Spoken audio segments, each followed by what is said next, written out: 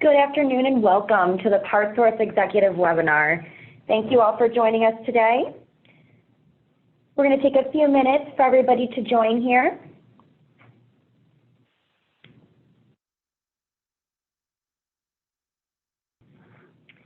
And now I would like to introduce today's presenter, Gary Barkov. Gary is the Regional Director of HTM at Advocate Aurora Health.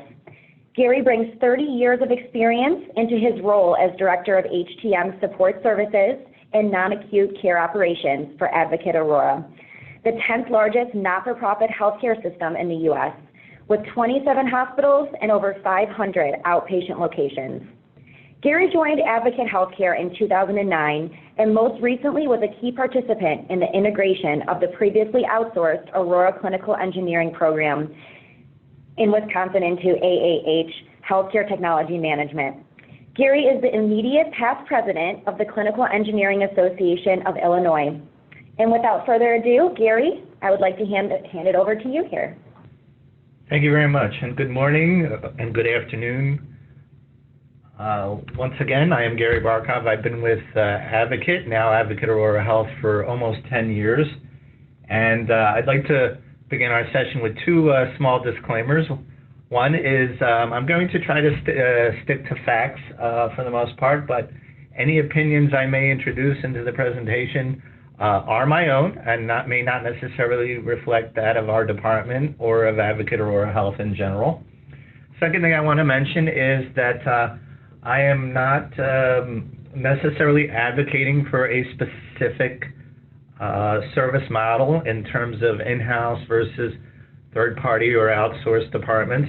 However, my experience throughout my career has been with an in-house department, and I just wanted to make that clear. And certainly in the case that we're going to talk about, we did see an opportunity to drive value by insourcing the Wisconsin operations and integrating the two departments. So a little bit of, so as you can see, the agenda, very broad, high level, just to kind of give you an idea of the lay of the land.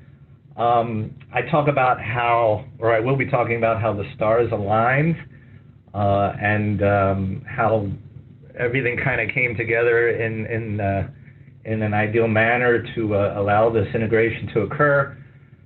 Then after that, get into some of the challenges in reality check that came about, lessons learned that we're continuing to learn this year, and of course get to recognizing those involved and a Q&A.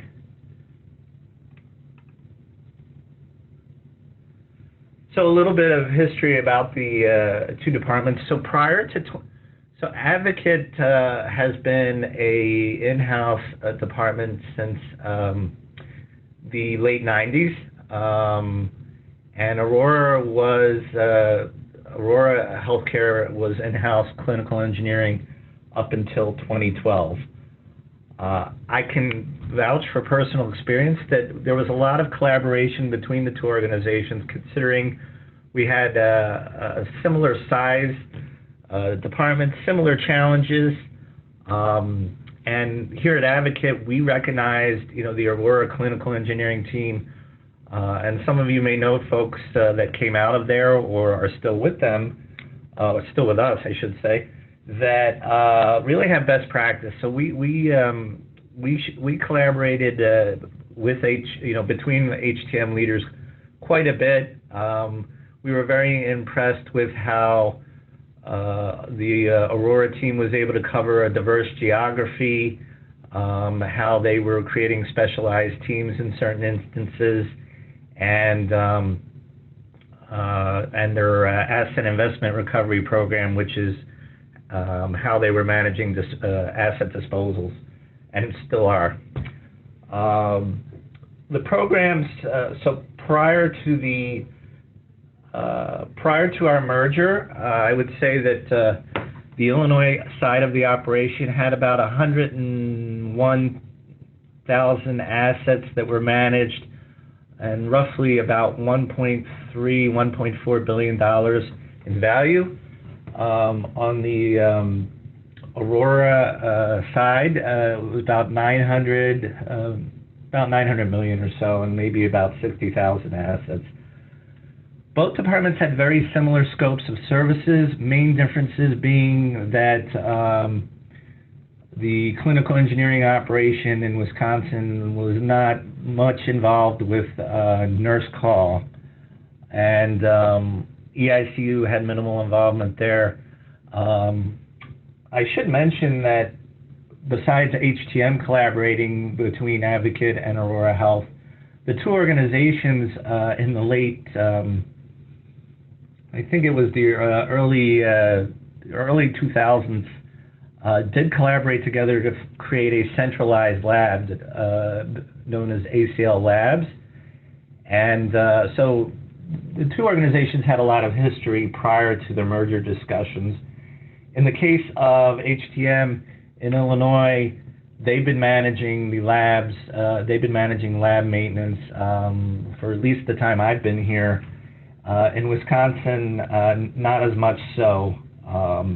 And the other difference, I would say, in scope of services sort of came about due to the, if one thinks about that you're paying for additional services when you're in an outsourced solution. In Illinois, we have traditional clinical engineers who were providing procurement support. In Wisconsin, a lot of that fell under the supply chain operations, which also eventually ended up managing the relationship with the outsourced company. I should mention as well that after 2012, there were the remaining legacy HTM leadership fell under supply chain and capital strategies.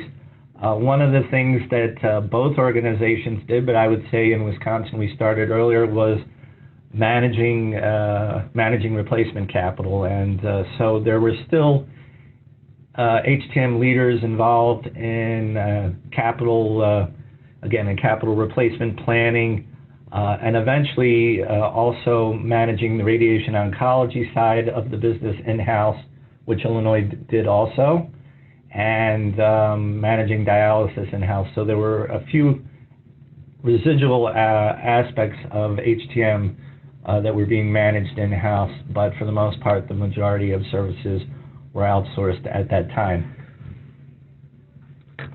It's important to note just historically that in Wisconsin we are transitioning from Joint Commission accreditation. In Illinois, we have been a DNV shop for about 8 years or so, maybe a little less than that. So when the merger was announced, there was a lot of excitement, and we celebrated. But then the next day, kind of the reality set in a little bit, that there were, with a merger comes consolidation, and with consolidation comes leadership changes. And in the case of with the Illinois or the Advocate Aurora HTM operation, our key leadership aligned very well for us to be able to move forward with the insourcing. So, for example, the CEO, the COO, the CFO, and the Senior Vice President of Support Services, which is where HTM reports to this day, all tended to be on the Advocate side, which allowed us to leverage the existing relationship and trust that had been established to move forward with the plan to integrate with Wisconsin HTM. On the Wisconsin side, the leadership there, such as Rich Netwall and the HTM leadership, such as Rich and others, were very eager and philosophically aligned with the insourced model. I would say that the majority of the team members, from the leadership to the front line, who had been with the organization prior to 2012, and even those subsequent to that, we're very excited about the possibility of coming in-house. So so the main takeaway here is that there was a lot of support with the a lot of support at all levels with the idea of in-housing and becoming one large department. The other items that kind of came together, well, first of all, is that the contract negotiated was very flexible in terms of exiting. It was, and in general, I have to comment, the contract that was negotiated with our outsource company had some, fairly favorable terms and was a well-written agreement. There was a cost-to-service ratio cap, which became very beneficial, and again, flexible exiting, so that we were able to execute on that pretty readily. In Illinois, we had a very established business office for contract analysis, for procurement of goods and services, for dispatching. We were able to scale that up sufficiently, to make the go live successful. And I have to, give a quick commercial. For our sponsors here for PartsSource, we had started to engage in an expanded relationship with them to assist with sourcing and procurement, and their scalability allowed us to ramp up very quickly to prepare for the additional logistics necessary to bring this operation live. So it was an important partnership, and I'll talk about that and others a little later. We also had really an amazing amount of support from the Wisconsin Human Resources that were committed to getting the leadership structure in place, as well as, I think it was something along the lines of 65 or 70 new team members onboarded and ready to go. Our support operations organizational structure, we had recently divided ourselves out into a regional structure, and that allowed us to easily scale up for the additional leadership in Wisconsin. And as I mentioned before, there was interest at all levels to coming back in. So we were able to get administrative buy-in. No small task, but again, and I talk about the stars aligning, and that kind of implies a bit of luck, and perhaps there was some luck in play, but I think it also was a testament to the respect given to on both sides of the border to the HTM leadership that was there, and the performance that our senior leaders had seen, and the trust that we were going to be moving forward and not only saving the organization money, but providing quality and safe service for medical technology. A lot of tasks at hand. I will say that the company that the outsourced company, worked well with us in many ways. One of the things that they pointed out for us was where they felt that we might benefit from support agreements specifically. I think kind of looking at their operations and understanding where there might be gaps. Besides that, we also had our existing legacy contractor relationships in Illinois that we were leveraging. We really looked probably made about 65 different contract decisions, many of which did not go to agreement ultimately, but we vetted out quite a bit. There was a little bit of ebb and flow with the agreement of the transition date. I have to say we did all of this work in about 8 months. It was about April that we began this work in earnest, April of 2018, and in January, it was January 7th of this year that we flipped the switch to the integrated service model that we're running through now. We at the same time, the outsource company did allow us to grab the people that we were rehiring. We were able to get them for a day. Obviously, a day is a short amount of time, but we were able to do a lot of onboarding and initial orientation with the new team members before the end date, and we were very appreciative of the flexibility there from them for that. And again, we immediately, because of the scalability of our business office, had the ability to centralize logistics. I talked about our inventory. We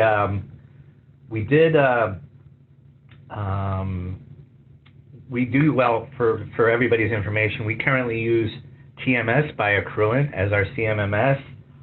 We did decide early on to move to the cloud-based. We were running a local server, and it was really fortuitous that we did that because we did have networking. Yeah, there were a few applications and networking issues outside of our direct control that delayed things with the merger. You know, just as an example of how long it can take to integrate two large organizations like this, we are still on different ERPs, and we're not expecting to go with a single ERP until Q1 of 2021. So it was pretty important that we centralize all of our logistics, which we did to Illinois, so that we would be able to track all of our purchasing activity and leverage our vendor relationships as we do now. So operational, we did have a very standardized scope of service. In many instances, common standards between the organizations. In other cases, not so much. You know, as an example, in Wisconsin, we are GE monitoring, and in Illinois, we are Philips monitoring. But other vendors and other standard operations, we were very closely aligned. Our hours of operation, our approach to on-call, dispatching, relatively similar. You know, adjustments had to be made to reconcile slight differences. The big task that laid ahead for 2018 was forecast and planning. We did set a pretty aggressive target to meet for cost savings in our Wisconsin side of the operations. We are on the calendar year as our fiscal year, so our first year of operation is not complete. We're trending a little shy of meeting those targets, but those actual targets. But the amount of savings that we have achieved is pretty substantial, and we're very pleased that we were able to do that in a relatively quick amount of time. I mentioned before that besides the clinical engineering, the traditional repair and maintenance aspects of the operations, both organizations have a history of managing capital. That was really firmed up even stronger as a result of the merger, so that we are, HTM is involved in all medical equipment replacement planning, and also oversees all all capital planning for both organizations. I talked briefly about what we call the Asset Investment Recovery Program. This is a warehouse space in Wisconsin where we've been traditionally using it to dispose of and redeploy surplus assets. We've been utilizing that space and looking forward to kind of meeting some of our other strategic goals with that location, and was something that was a real value add when we began the integration, because in Illinois we just didn't have an equivalent of that, and something we had been looking at for many years and toyed with, but we had a very mature and established program that we were able to build upon and continue to do so. And then cybersecurity, of course, in Illinois, the legacy Advocate system did have a significant breach back in 2010 or thereabouts. It was unrelated to medical device. It really had to do with a a theft of laptops that unfortunately had a lot of patient information on them. This was a well-known and well-publicized breach, so I'm not sharing anything new with anybody, but as a result of that, on the Illinois side, a very stringent cybersecurity program in place and a corrective action document in place with the Office of Civil Rights, and our friends in Wisconsin got to inherit that from us when we merged. But there was a lot of cybersecurity efforts going on in Wisconsin as well. Just gonna go back.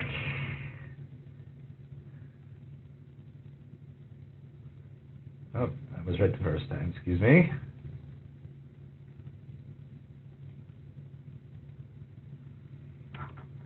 So again, quick wins that, or not so quick wins, leveraging the air warehouse allowed us to have a more consistent process for disposal of equipment. We are looking at partnerships with vendors for disposal, but nonetheless, a great resource that immediately became available. I list some of our vendors that we were able to either leverage for better discounting, or who were important partners for us that allowed this to occur. So with Hologic, we had better discounting with our agreements and service in Wisconsin. So Illinois was immediately able to benefit from that even before our January 7th go live date.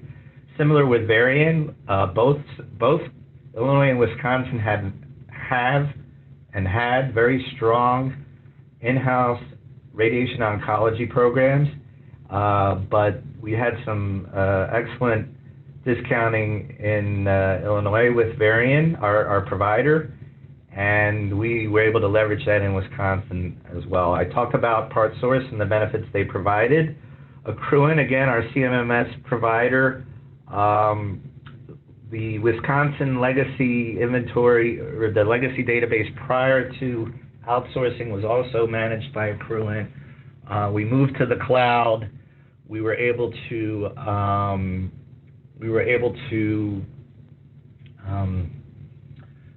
convert a lot, to merge the inventories together a lot more seamlessly, and allow our Wisconsin team members to get access much easier through that. So a little bit of foresight in going to the cloud-based product, and I think, again, Accruent's been an important partner of ours as well.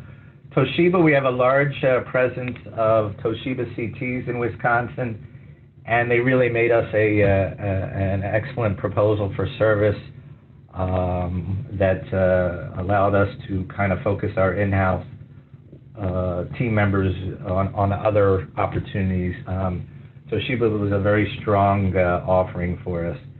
And then because we were all in-house team members, whereas certain aspects of what might traditionally be an HTM operation were HIT was providing, and there was sometimes a disconnect between the two.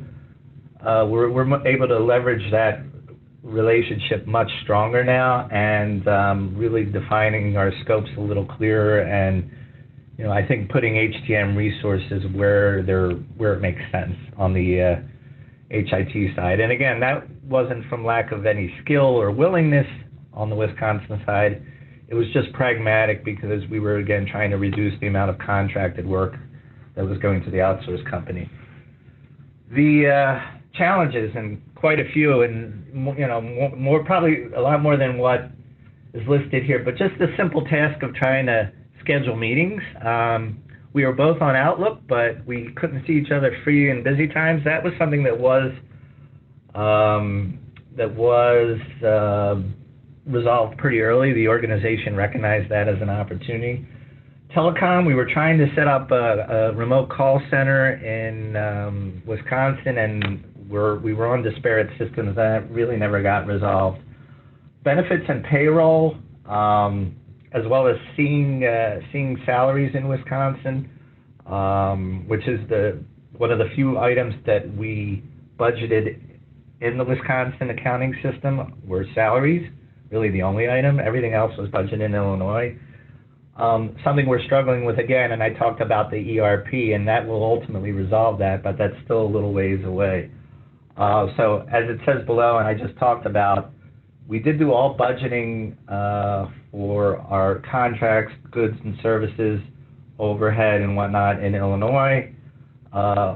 Just salary, because of the benefits issue and all of that, we are budgeted in Wisconsin, and we are doing that through 2020 as well. So otherwise, all procurement, all dispatching, all operations are based in Illinois. Okay. So some lessons learned. My goodness, all the activity that was going on, that we had to squeeze in these merger activities on top of the fact that we have a very active cybersecurity program in Illinois. In particular, we were refining and our what we call our TAP team, which is our technology acquisition and planning, but that's our capital planning and capital procurement. That was all being in 2018 was all being refined, and we were trying to create a budgeting process. In Illinois in particular, and this is going on to this day, we are transitioning from Cerner to Epic to match the EMR that's used in Wisconsin, and that was really something that I think was on our radar for some time, but that obviously is a huge resource undertaking. And then ongoing transformation and cost reductions. In addition to that, even as we're looking at 2019 and our performance, there's been other large projects. We've taken on another hospital. We're actually now, I believe, the 9th largest non-for-profit in the country.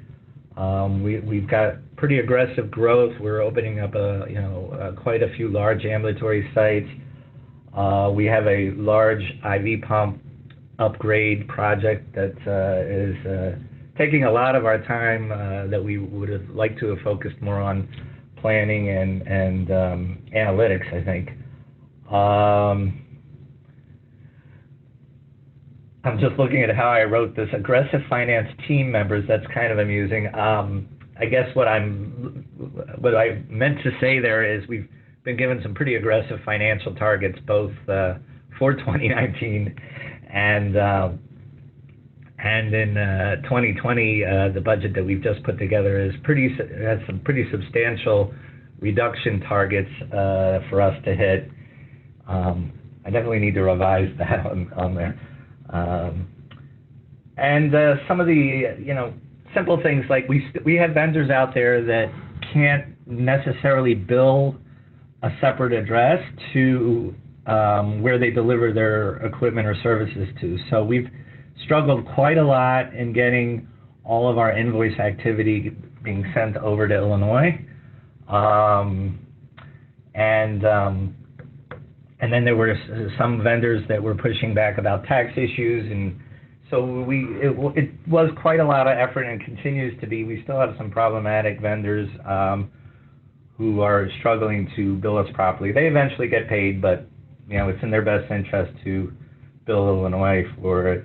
And then again, some of the simpler, miscellaneous supplies and things, understanding that we were on a different ERP and different telecom systems, we had to, we still have to work through two separate systems there. I'd like to spend a few minutes just talking about lessons learned about the program itself. We are, like any merger, we were very focused on logistics and finances. And we did pay some attention, but the big lesson learned is, and this, to anyone who's been through this before, this already, but culture.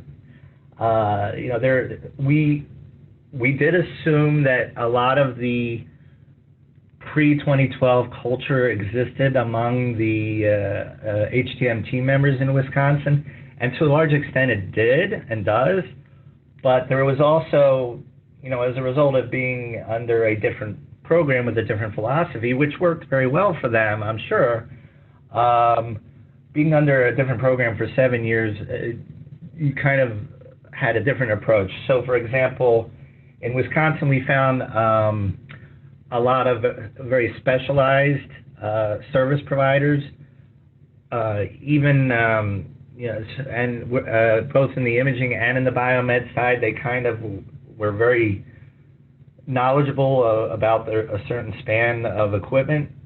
But in the in-house world and in the Illinois side, you really need to be a bit more of a generalist. And also,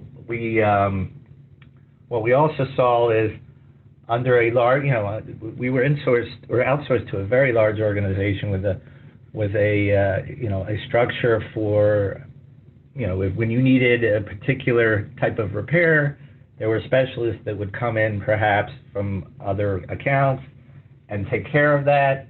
So it was kind of like, it was very easy to outsource your labor. Whereas in the insource model, you tend to sometimes need to be a little creative. You need to look more at third-party options. Also, trying to do more work in-house. And I think that's a culture change that definitely has taken root very well. But I would say in the first couple months, it was something that needed a lot of attention. Use of third parties as an example. And again, different approaches to purchasing. In Illinois, we empower our technicians up to a certain dollar amount. And we brought that over into Wisconsin, but then at times the purchasing changes. It's just a different workflow, as stated here. We were a little burdened at the beginning of the year, still feeling a little bit of an ouch from this, but some of our team members who initially committed or were ready to go over, they were wooed away at the last minute. And so we didn't have some of the in-house resources we anticipated, so we needed to provide alternatives as a bridge, and in some cases those are still in effect.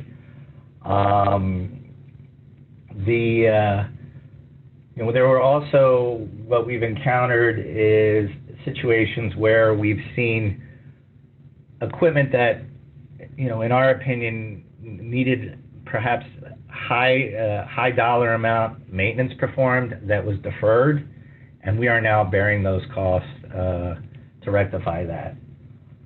And then a big hurdle for us, and I don't think it was really intentional, but the inventory conversion was quite challenging.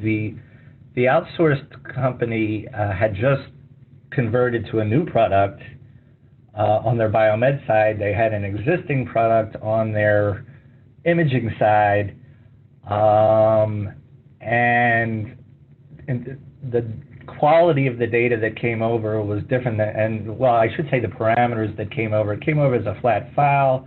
The PM schedules were not quite what we had anticipated. There was an inventory backlog, which everyone has. Again, I'm not pointing fingers there. But the inventory struggle was significant, and still, again, to this day, we're still reconciling quite a bit. But that, I would say that is definitely one of our larger challenges. And then keeping up with new inventory adds and deletes is that volume is a little higher than we anticipated too. So that's the that really covers the planned part of my presentation. I want to recognize, very specifically, I want to call out, and his name's not on here, but Steve Vanderzee, who is our outgoing Vice President for Healthcare Technology Management, and Rich Netwall, who is one of our regional leaders and was the Director of Capital Strategies in Wisconsin. The two of them really are the architects that put this together and did a lot of the high-level planning, and were able to leverage their relationships with the leadership at their locations to make this happen. So, in particular, very grateful to both of them for their role.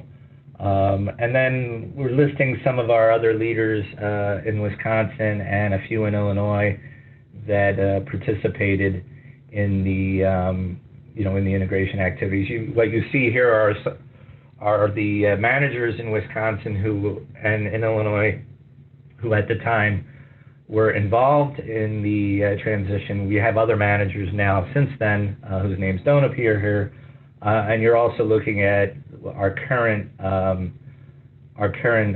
executive leadership team, and Rich, myself, Mark, Joe, Bob, and Dale, all part of our recently reorganized for the third time directors team. So anyhow, I am ready for questions, and I hope that gave you at least a base of what was involved. Gary, thank you so much for your honest feedback and your experience going through this process.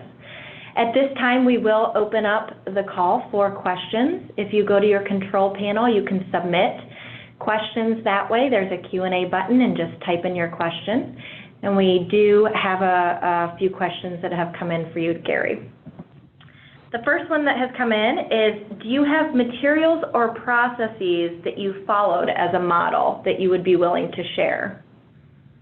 Great. So, excellent question. So I do have a copy, and I had been asked this before. We do have a copy of our project plan that I want to kind of pull out, specifics on, but I am willing to share that, and I was planning to provide that to the PartsSource website. So yes, I do, and in general, it's probably worth noting we have a change management infrastructure here at Advocate Aurora Health.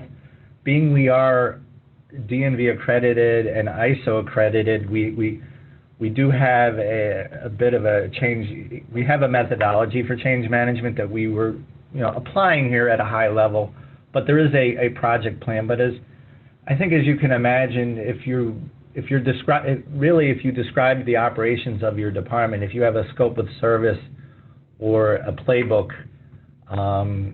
what you would be doing is really applying that, to the new organization as well, and kind of merging those together. But I can share a project plan that we had. Wonderful. Thank you, Gary. Another question, how long did it take you to merge your CMMS databases? Well, I noticed that it says merged, so that implies that it's complete. Actually, it has been completed. We did our first brush really was quite fast.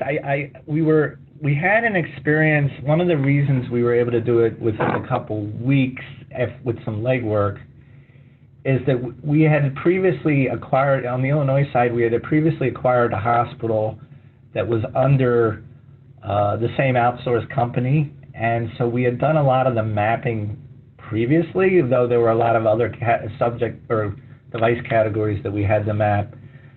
It probably took about 6 weeks of brute force, but again, where we really found ourselves taking just to get the raw data in there, and then there were still gaps that we ended up kind of addressing through manual interventions with our technicians going out and re-inspecting equipment. That was not that common, but the PM data took quite a while, and we're still really scrubbing that a little bit.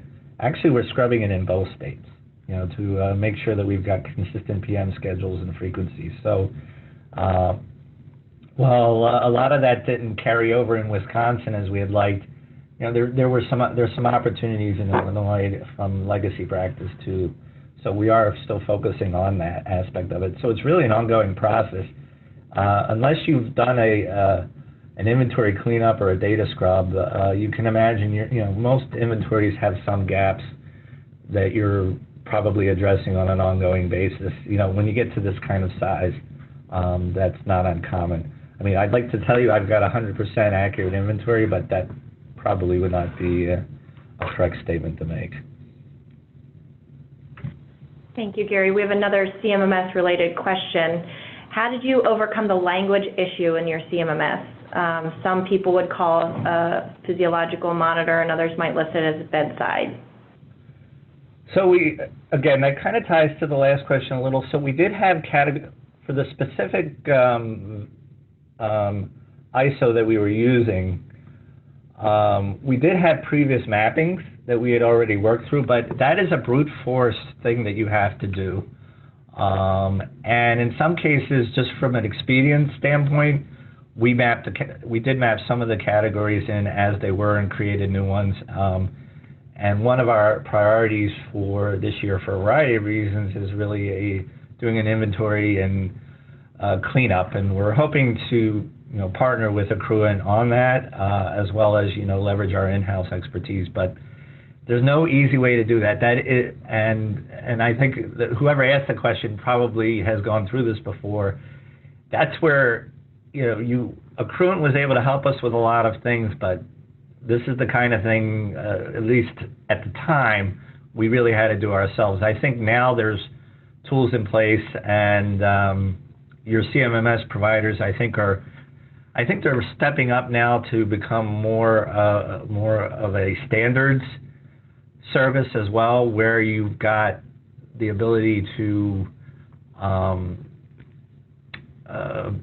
control the variation about how you classify a given make, model of a device and things like that. But it's got to be a manual brute force thing, and you do an 80-20. If you've got two different ways of referring to your IV pumps, that's an easy fix, and you've already addressed maybe 20% of your inventory, and just doing that. So you do that, and then at some point you have to kind of bite the bullet and bring them in as is.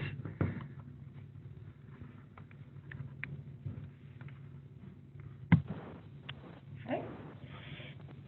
So another question for you. Did you have any challenges with job descriptions or salary ranges after the merger? Another great question, and I meant to address that. We were very fortunate that almost every job description existed in both states, even though some of them were legacy descriptions. But we had BMET 1, 2, 3 coordinator. We did create a regional director job description between both states.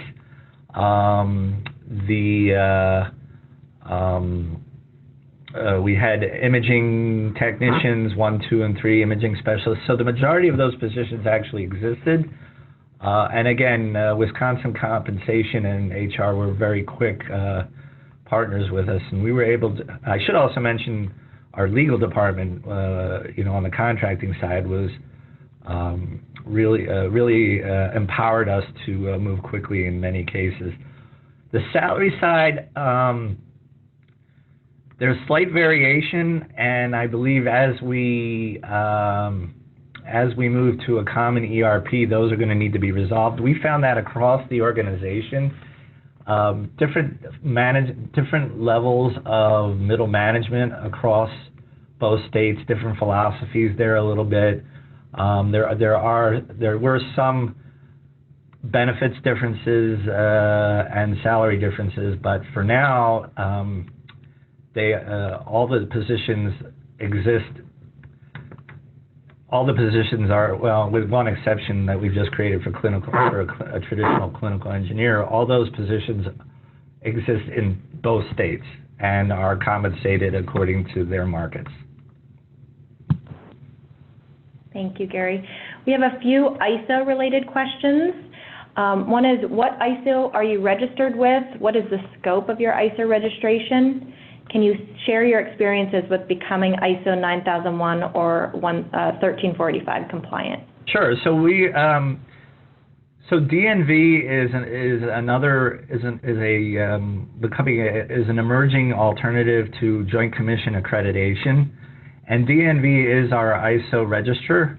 The entire organization, well, I should say all of our hospital sites, as well as our Illinois Support Center, are ISO certified through them.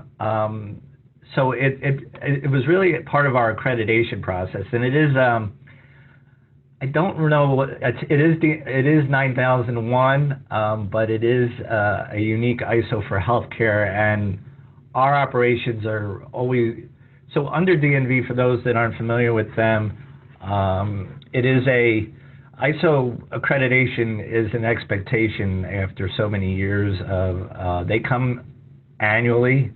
And healthcare technology management is actually a big focus of their visits.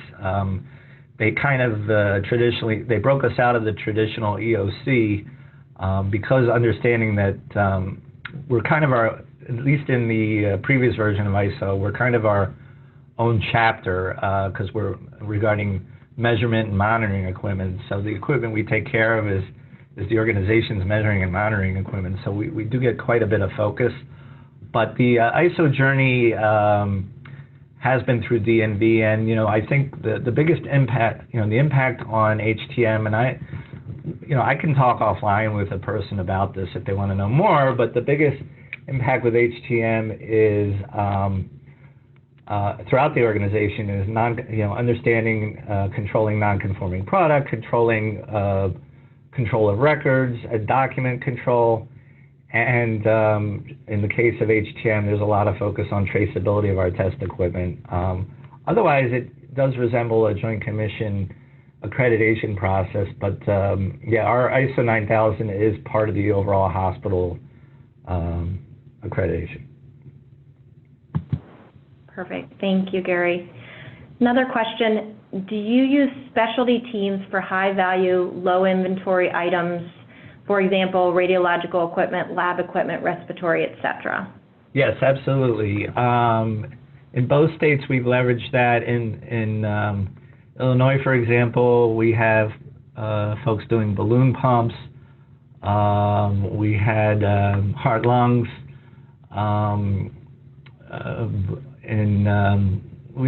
We haven't done. We've delved a little bit into the respiratory and anesthesia side. On the imaging side, in Wisconsin, we've got a mature group of MRI specialists, something we're looking to emulate in Illinois. In both states we have linear accelerator specialists, and both legacy programs had that. CT specialists in Illinois, vascular specialists in Wisconsin, and in Illinois as well for different vendors and different applications. So, yeah, we definitely recognized early on the benefits of having those specialty teams that may or may not be traveling or within, or maybe within their region or even a broader scope. So we've had sterilizer specialists in the past. We've gotten away from that a little bit, but yeah, plenty of specialized team members. But we've also been trying to build, though, trying to take some of our biomed tech, our biomed tech 2s and expand their understanding of the broader range of medical equipment than perhaps they were traditionally focused on. So while we do have specialized teams, we're also working to train and develop the generalists. Great, thank you, Gary. We have another question. Can you talk a little bit about your current active inventory size? Sure, we're about 163,000 assets and 2.2 billion, approaching 2.2 billion.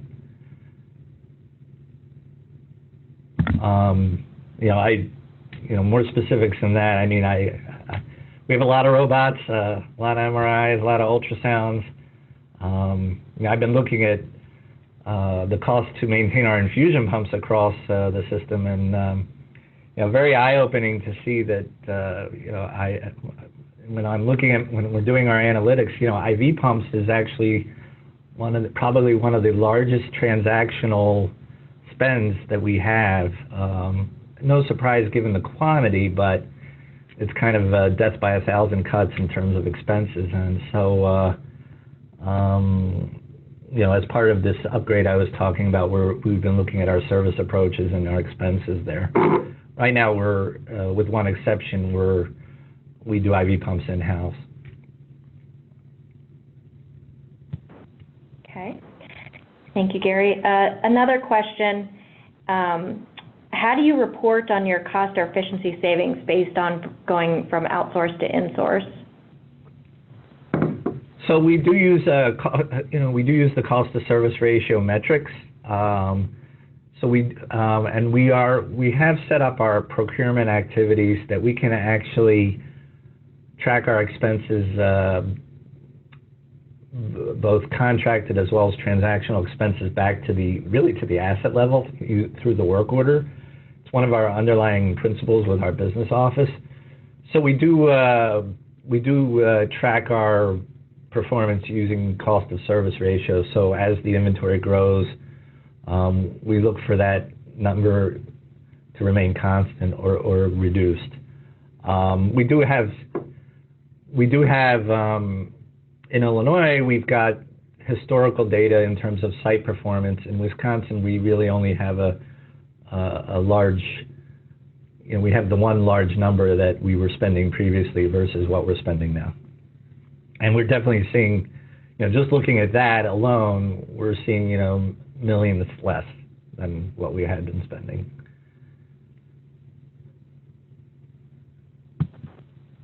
Good. Well, I think that we have answered all the questions that we've been submitted today. So Gary, we want to thank you so much for your time, really insightful information. I'm sure a year from now you'll have even more to share about the key learnings and experience, but we really appreciate your time. We also appreciate everybody on the phone today. Please know that we have another upcoming webinar we'd love for you to attend on Thursday, November 7th at 1 o'clock Eastern with Mike Friesen from UVA talking about protecting your investment, a new strategy for medical equipment procurement. The link to register for that webinar will be in the follow-up email that you'll receive with Gary's presentation today. So again, thank you for attending the PartsSource Executive Webinar, and have a great day.